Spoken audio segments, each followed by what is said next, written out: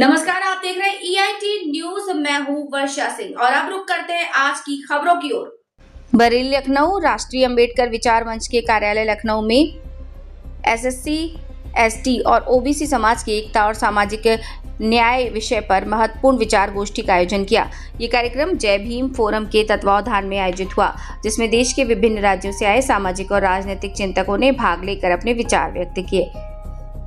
कार्यक्रम की अध्यक्षता ऑल इंडिया मुस्लिम मजलिस पार्टी के राष्ट्रीय अध्यक्ष एडवोकेट वसी अहमद ने की, जबकि कार्यक्रम का सफल संचालन प्रसादी पासवान ने किया।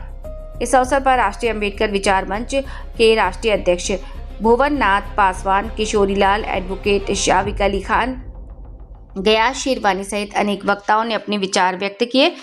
SC, ST और OBC की एकता ही देश में सामाजिक बदलाव का आधार। एडवोकेट वसी अहमद अपने अध्यक्षीय संबोधन में एडवोकेट वसी अहमद ने कहा कि आज समय की सबसे बड़ी आवश्यकता अनुसूचित जाति, अनुसूचित जनजाति, अन्य पिछड़ा वर्ग और समाज के वंचित वर्गों को साझा मंच पर लाने की है।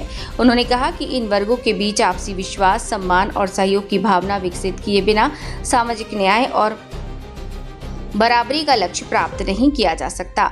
उन्होंने कहा कि बाबा साहब डॉक्टर भीमराव अंबेडकर का सपना तभी साकार होगा जब समाज के सभी कमजोर और वंचित वर्ग अपने संवैधानिक अधिकारों के लिए एकजुट होकर कार्य करेंगे। उन्होंने सामाजिक सौहार्द, शिक्षा और राजनीतिक भागीदारी को समय की सबसे बड़ी आवश्यकता बताया। संगठन और जागरूकता से ही मिलेगा अधिकार। भुवन नाथ पासवान राष्ट्रीय अंबेडकर विचार मंच के राष्ट्रीय अध्यक्ष भुवन नाथ पासवान ने कहा कि SC, ST और OBC समाज को शिक्षा, संगठन और संवैधानिक जागरूकता के माध्यम से अपने अधिकारों के प्रति सजग होना होगा। उन्होंने कहा कि सामाजिक एकता ही परिवर्तन का सबसे प्रभावी माध्यम है। युवाओं को आगे आना होगा। प्रसादी पासवान कार्यक्रम का संचालन करते हुए प्रसादी पासवान ने कहा कि समाज के युवाओं को वैचारिक रूप से मजबूत बनाना और उन्हें सामाजिक परिवर्तन के आंदोलन से जोड़ना समय की आवश्यकता है। उन्होंने कहा कि युवा पीढ़ी ही सामाजिक न्याय के आंदोलन को नई दिशा दे सकती है।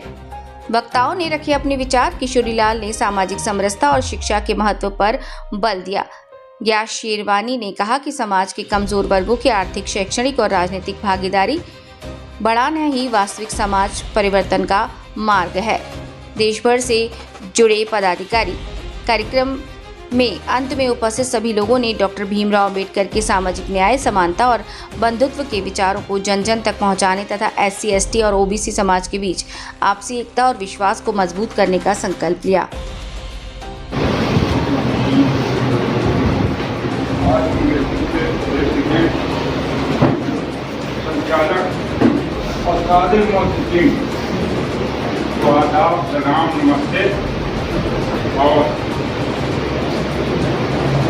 हमारे कौन तारीफ का बड़ा देहात का हूँ, मैं करता हूँ।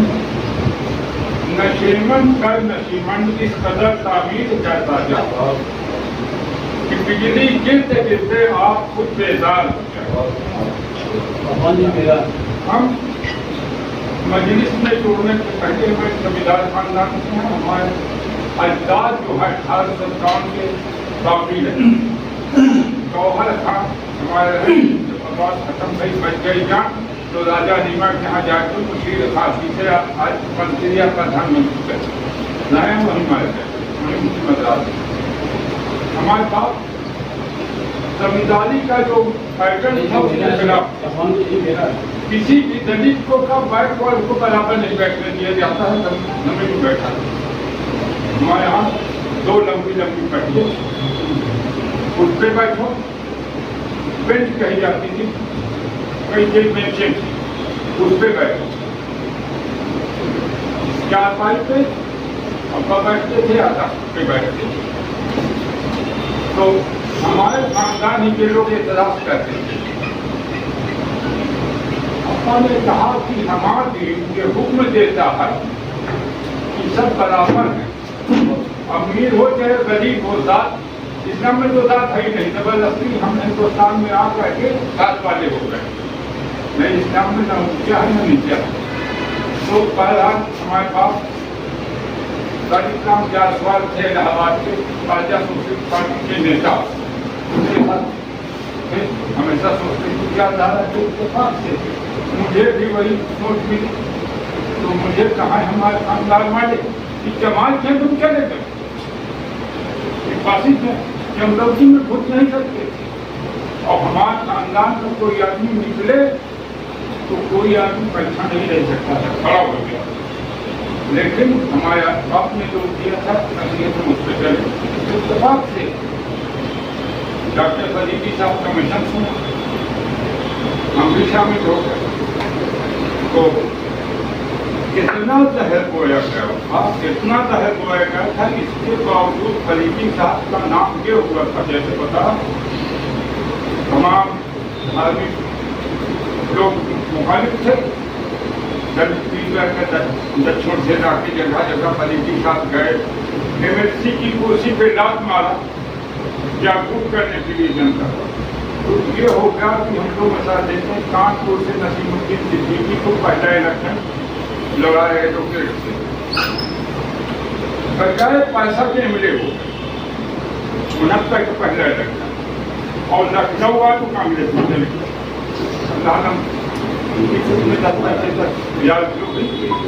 जिंदगी भर हमें मिले रोते रहे, कहा कि मुझे कभी कानपुर का कारपोरेटर का टिकट नहीं दिया गया। ये हमेशा अच्छा हमारे हम कौशाम्बी जिले की मंझनपुर का अंत्योदय है, वहाँ से मन्नी लाल विशालत पास में रहते थे, वो 74 उन्होंने मजलिस में शिकस्त किया। पहली बार हम अपने कांस्टिट्यूंसी में घूमे, हम हमारे अब एक गाँव में गए, 13% से ज़्यादा मुस्लिम आबादी नहीं, लेकिन इतना असर हुआ दलित और मुस्लिम मिल गया। करारी कस्बा है बड़ा, वहाँ उसको चौकशी होती थी, तो सेंटर करारी को बनाया गया था। मन्नीलाल विशारत न बीड़ी पीते थे न सिगरेट में, चाय भी नहीं पीते थे, अपने चाय पीते नहीं थे, अंडा उंडा भी नहीं खाते थे। 500 वोट पड़ा आज तो गंदा किया गया, ये तो गौमांस खाता है, ये हजारों से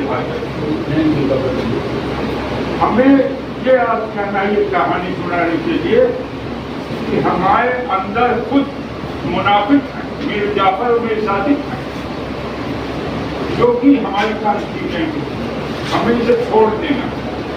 हम वासी हैं, हम वो भी चाहे जाए।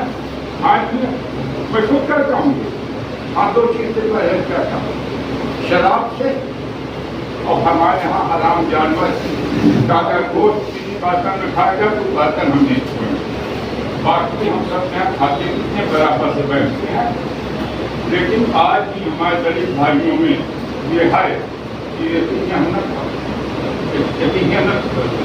इसे खत्म करना। और मैं फतेहपुर में 2007 में दक्षिण यूपीओ से लड़ाए 2 आदमियों को, क्योंकि मजलिस ने 93 से बाइकाट कर दिया था इलेक्शन का, तो यूपीओ से मैंने लड़ाया, तो मेरा मजाक उड़ाते थे। तो शम्बी से आके बड़ा नेता हो गया, मेरे पास पैसा भी नहीं, लेकिन बीपी सिंह जैसा आदमी मुझे बोला, सुना तो बोलवाया, कहा कौन है मजलिस वाले, मन पे बैठा था। तो कहा मैंने ये मुशाहिदा किया कि हमारे अंदर आज भी कमी है।